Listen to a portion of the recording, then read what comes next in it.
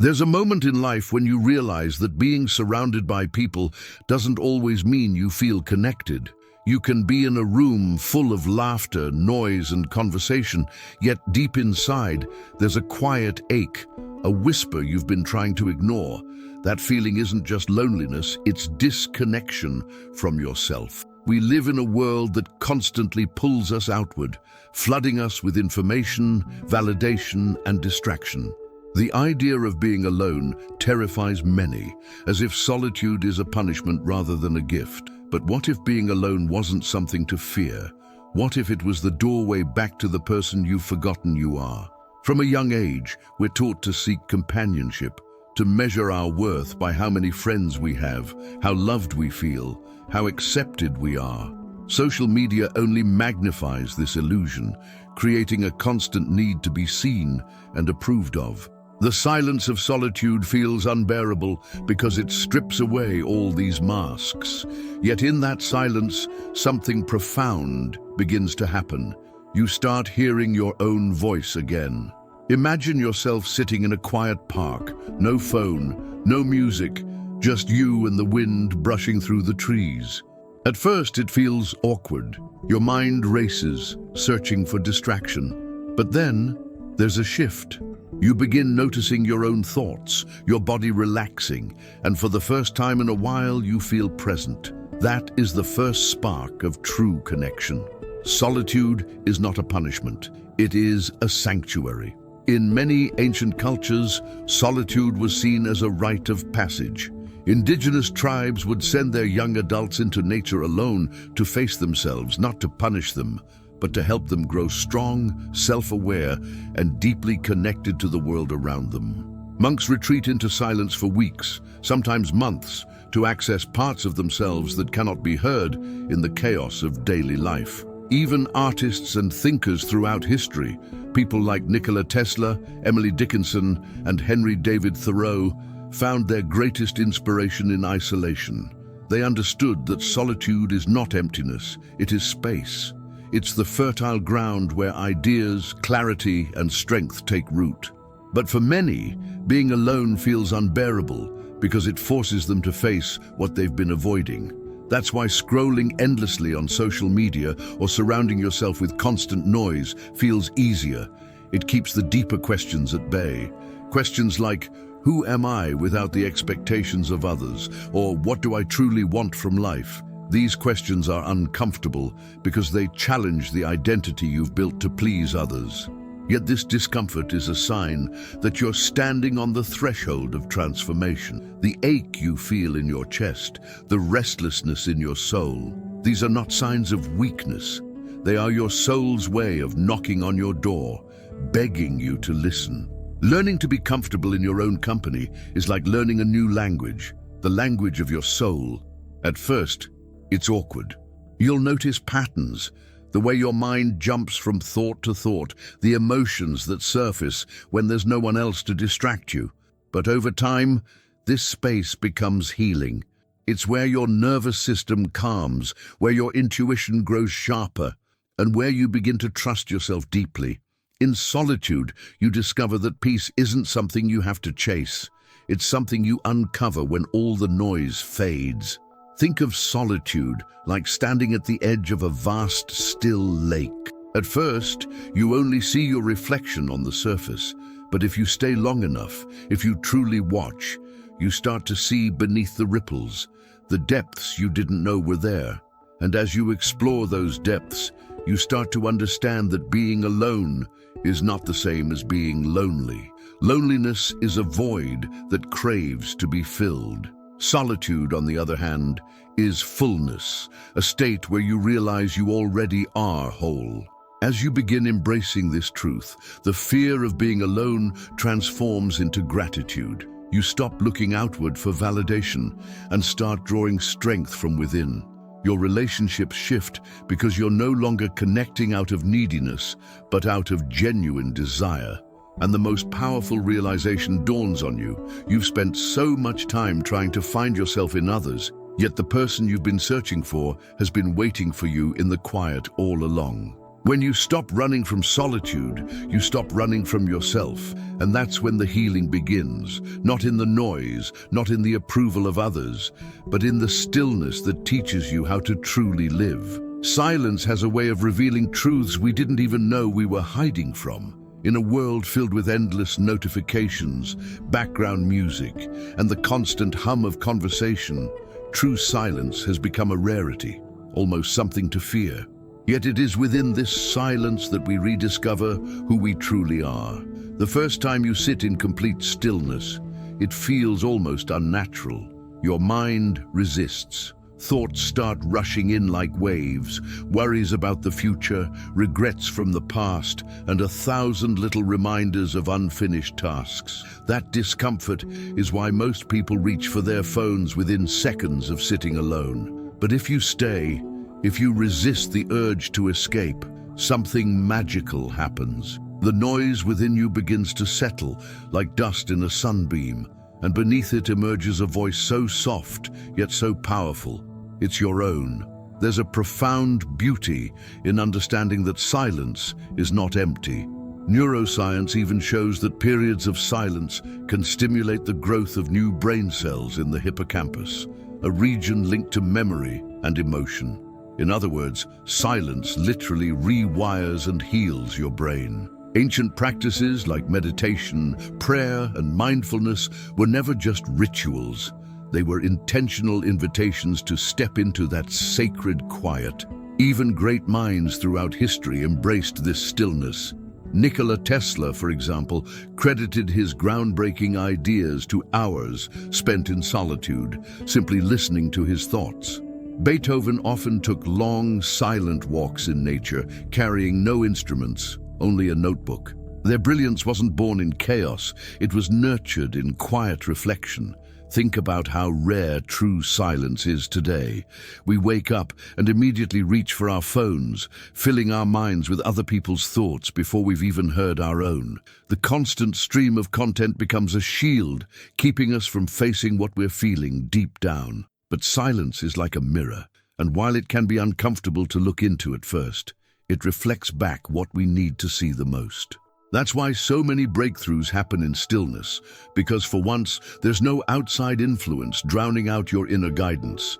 Imagine sitting in your favorite place, maybe a quiet forest trail, or even your bedroom before sunrise. No distractions, just you, your breath, and the subtle sounds of life around you. At first, your mind might rebel, desperate for stimulation, but give it time, and a shift occurs. You begin noticing things you hadn't before, the steady rhythm of your heartbeat, the texture of your breath, the hum of life that exists even in stillness.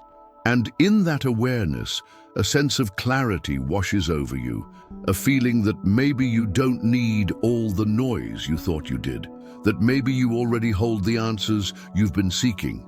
This is why embracing silence isn't just about relaxation, it's about transformation. When you allow yourself to truly listen, you start to uncover patterns in your thoughts and emotions that were previously invisible. You might notice recurring fears, unhealed wounds, or even dreams you'd buried under layers of distraction. It's like walking into an old attic you've been avoiding for years, dusty, intimidating, but filled with forgotten treasures. Every moment of silence is an opportunity to rediscover a part of yourself you've neglected. And once you start to feel at home in this stillness, something beautiful happens. You begin carrying it with you into the rest of your life. Silence is no longer something you find, but something you create, even in busy environments. Conversations become richer because you're not just hearing words, you're listening deeply. Decisions become easier because you're guided by inner clarity rather than outside noise. And gradually, the fear of being alone dissolves, replaced by a deep respect for your own presence. If this message resonates with you, if you felt that quiet pull towards something deeper, consider this your invitation to pause, breathe, and create moments of silence in your own life. And while you're here, if this journey is inspiring you, take a moment to subscribe, like, and share this video. By doing that, you're not only helping spread this message to others who may need it, but you're also creating a ripple effect of healing and self-discovery. Someone out there might be waiting for these exact words, and you can be the one who delivers them. When you embrace silence, you open a door to an entirely new way of living, one where peace is not something you chase, but something that quietly rises from within you. It is from this place of stillness that we begin to see ourselves clearly, and that vision will carry us even deeper into the heart of what it means to truly know ourselves. There comes a point on the path of solitude when the quiet no longer feels like emptiness, but like a sanctuary. What once felt like isolation transforms into a kind of sacred space where your soul can finally breathe. This is where solitude becomes not just a momentary escape from the world, but a deeply spiritual and therapeutic journey. For centuries, sages, monks, and seekers have stepped away from society, not to abandon life, but to experience it more fully. They understood something that many of us are only beginning to remember. Being alone is not about disconnection, it's about communion with something greater, something that cannot be touched or seen, but is deeply felt. Picture a monk walking through a misty mountain trail at dawn. There's no rush, no phone vibrating in his pocket, no sense of urgency. Each step is a meditation, every breath a prayer. His solitude is not a punishment, but a chosen space where his mind quiets enough to hear the whispers of the divine. This same principle applies to us, even in the chaos of modern life. You don't need to retreat to a monastery to experience this. Sitting in stillness with yourself for even 10 minutes a day can be its own sacred practice. Lighting a candle, sipping tea in silence, or journaling your thoughts before bed, these simple rituals become doorways to a deeper connection with yourself and the world around you. Solitude is a form of therapy that requires no appointment, no prescription, and no one else's validation. Psychologists have long recognized the healing power of alone time. It reduces stress, enhances emotional regulation, and even sharpens creativity. Studies show that time in solitude can improve problem-solving skills because it removes the constant bombardment of external input, allowing your brain to organize and process thoughts more effectively. The very act of sitting with yourself, fully present, teaches you to self-soothe, to hold your own hand when life feels heavy. Instead of running from your emotions, you begin to meet them face to face, giving them the attention they've been quietly asking for all along. There's also a spiritual richness in solitude that cannot be replicated in the noise of everyday life. Many spiritual traditions encourage practices of withdrawal and silence because they understood that truth doesn't shout, it whispers. In solitude, you begin to feel that whisper as an inner compass. Whether you call it intuition, soul, spirit, or higher self, there's a sense of guidance that emerges when you quiet the world long enough to hear it. Some describe it as a gentle nudge in a certain direction, others as an overwhelming peace that settles over them without explanation. That connection, intangible yet undeniable, is why solitude has been revered for thousands of years. Even nature reflects this wisdom. A seed cannot grow in constant movement. It needs stillness, soil, and time. In the same way, our growth often happens in seasons of quiet retreat. Think of the times in your life when you felt lost or uncertain. Perhaps you sought answers in others, in distractions, in endless plans. But often, the breakthrough came not in chaos, but in those rare, quiet moments when you finally stopped searching outside yourself. That's when the truth had space to rise. This is why solitude feels so deeply healing. It's not about escaping life, but about pausing long enough to see it clearly. And yet, for many, solitude is misunderstood. It's painted as a sign of weakness or loneliness, when in reality, it's a form of strength few dare to embrace. Choosing to spend time with yourself means you trust your own presence enough to be your own anchor. It's not always easy. In fact, it's often uncomfortable at first. But just like a muscle that strengthens through repetition, your relationship with yourself deepens the more time you spend alone. Over time, you realize that you're not just tolerating solitude, you're craving it, because it's where you find your center again. In this sacred stillness, healing happens quietly. Old wounds surface not to torment you, but to be acknowledged and released. You begin to feel a sense of wholeness that no relationship, no achievement, no external validation could ever provide. The peace you discover in solitude becomes your foundation, allowing you to move through life with more clarity and compassion. And from that place of wholeness, your relationships with others transform, not because they complete you, but because you finally understand you were never incomplete. When you treat solitude as a journey instead of a punishment, it becomes a companion, a teacher, and a guide. The world outside may still buzz with noise, demands, and distractions, but you carry within you a stillness that cannot be shaken. And it's in this stillness that the next chapter of your growth begins to unfold, effortlessly, as if life itself was just waiting for you to be quiet enough to listen. When you begin to feel at home in your own presence, something extraordinary starts to happen. The way you connect with others transforms.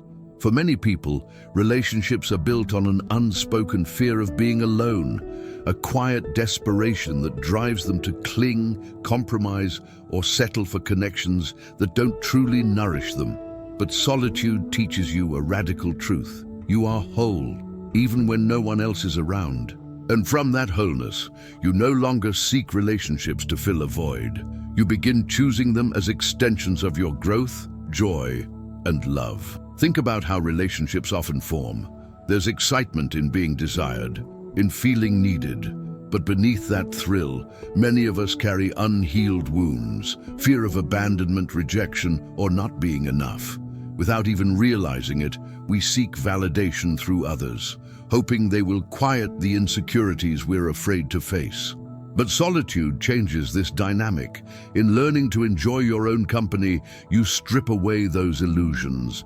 You stop using people as a mirror for your worth and start building relationships grounded in authenticity. Suddenly, you're not afraid of someone walking away because your sense of self no longer depends on their presence. That freedom is magnetic. It draws healthier, more aligned connections into your life. Imagine two people standing together, not leaning on each other out of fear of falling, but standing side by side, strong and grounded, sharing their strength instead of borrowing it. That's what relationships look like when solitude has done its work. Instead of clinging, you can hold space for others. Instead of expecting someone to rescue you, you meet them as equals. This shift not only deepens intimacy, but also makes relationships feel lighter, more joyful, because they're rooted in choice rather than survival. It's fascinating how solitude reshapes our perception of love. So many romantic movies and songs portray love as a dramatic rescue, two halves completing each other. But when you've spent time truly knowing yourself, you realize you were never a half. You are complete, and love becomes a celebration of that completeness, not a remedy for emptiness. People who embrace solitude often find themselves more selective, not in a judgmental way, but with a sense of reverence for their own energy. You become intentional about who you allow into your inner world because you've worked so hard to cultivate peace there. And this isn't limited to romantic relationships. Friendships change too. You start noticing which connections uplift you and which ones drain you. Time spent alone sharpens your intuition. You can feel the difference between someone who genuinely cares for you and someone who just wants your attention. Setting boundaries becomes natural, not because you're cold or distant, but because solitude has taught you how precious your emotional space is. The more you protect that peace, the more you attract people who honor it. There's a deep irony here. The very thing most people fear, being alone, is often what makes them better lovers, friends, and family members. When you've sat with your own pain and loneliness, you develop empathy. You understand the importance of truly listening, of being present, because you've learned to listen to yourself first. Your relationships stop being about escaping discomfort and start being about sharing presence. This is where true intimacy is born. Two whole people meeting without masks, without the weight of expectation, simply to connect. Solitude also helps break cycles of toxicity. Many people repeat unhealthy relationship patterns because they're terrified of the silence that follows a breakup or separation. They rush into the next connection to avoid facing themselves, unknowingly carrying old wounds into new relationships. But when you've learned to embrace solitude, you no longer fear that silence. You allow yourself to pause, to heal, to reflect. You start to see patterns you couldn't see before, and that awareness is what frees you from repeating them. This is where solitude becomes one of the most powerful tools for generational healing, because when you choose yourself first, you change the way love is modeled for everyone around you. What's most beautiful is how this internal shift ripples outward. When you no longer see relationships as a necessity for happiness, they become opportunities for growth and joy. You can appreciate others for who they are instead of who you need them to be. And that is when love, real love, begins to flourish. It's not frantic, not desperate, but calm, steady, and deeply fulfilling. Solitude doesn't isolate you from others.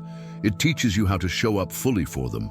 By learning to be your own safe space, you naturally become a safer space for those you love. And this transformation, born out of quiet moments spent alone, sets the stage for something even greater. A life where every connection, every interaction, and every bond is built from a place of genuine freedom rather than fear. There is a kind of transformation that only happens in solitude, a depth of healing and awakening that no amount of external validation can provide. When you strip away the noise, the opinions, the expectations, you're left with something raw and unfiltered, yourself. And while this may sound intimidating, it is in this vulnerable space that true freedom is found. Solitude becomes more than just time spent alone. It turns into a mirror, a sanctuary, and a teacher. The quiet moments you once ran from become the very moments that rebuild you. This is not about isolation or cutting yourself off from the world. It's about stepping into a relationship with yourself so deep and honest that you no longer fear silence, but crave it. Spiritual traditions throughout history have known this truth well. Saints, philosophers, and visionaries all sought time away from society, not to escape life, but to meet it fully. Jesus spent 40 days in the wilderness. Buddha sat beneath the Bodhi tree in stillness. Countless mystics and monks embraced solitude not as loneliness, but as a path to enlightenment. And though their lives might seem far removed from ours, their journeys teach us that solitude is not reserved for the spiritual elite. It is a birthright for anyone willing to sit quietly with their soul. Even modern science confirms what the ancients knew. Studies show that intentional solitude reduces stress, regulates emotions, and rewires the brain for deeper focus and creativity. Silence heals not only the spirit but the body itself. Imagine your life as a canvas covered in countless brushstrokes made by other people, family, friends, society, even strangers you'll never meet. Every word, expectation, and influence leaves a mark, until one day you can hardly see your own original design. Solitude is when you take the canvas back. It's not about erasing every mark, but about uncovering what is authentically yours. Sitting in quiet reflection, even for a few minutes each day, is like dipping your brush into your own colors again, painting a life that feels truly yours. This is where solitude shifts from something you do to something you become. It becomes the air you breathe, the lens through which you see the world. You start moving slower, not out of laziness, but because you're finally in rhythm with yourself. You notice the subtle details of life, the way sunlight stretches through your window in the morning, the texture of your breath, the sensation of gratitude blooming in your chest for no reason at all. These aren't small things. They're the foundation of a life that feels whole. What's remarkable is how this inner journey begins to shape your outer life. You start making decisions not out of fear or habit, but from a place of alignment. You stop rushing into relationships just to avoid loneliness. Stop saying yes to things that drain you, and stop betraying yourself for acceptance. Solitude teaches you boundaries without bitterness, clarity without judgment, and strength without hardness. It softens you in the best way, allowing you to hold your own pain gently while opening your heart wider for others. In this space, creativity blossoms. When your mind is no longer cluttered by constant stimulation, it begins to wander freely, making connections and insights it couldn't before. This is why so many artists, writers, and innovators credit solitude as their secret ingredient. It is the pause between the notes that makes the music beautiful. The same is true in life. Solitude creates that pause, that space for inspiration to breathe. It is where you meet your own brilliance. And as you walk this path, solitude stops feeling like a practice and starts feeling like home. You realize that being alone isn't a void to be filled, but a fullness to be experienced. It's in these quiet moments that your soul whispers truths you've been too busy to hear, that you are enough, that you are whole, that everything you've been seeking outside of yourself has been waiting patiently within. So let this journey close, not with a sense of ending, but with a profound beginning. Solitude is not a destination, it's a doorway. It opens you to a deeper understanding of yourself, your purpose, and the world around you. It teaches you that true peace isn't found in noise or constant movement, but in the stillness that resides within you. And once you've touched that stillness, life will never feel the same again. You'll carry it with you everywhere you go, an unshakable calm in a world that never stops spinning. This is the gift of solitude, the quiet revolution of returning home to yourself.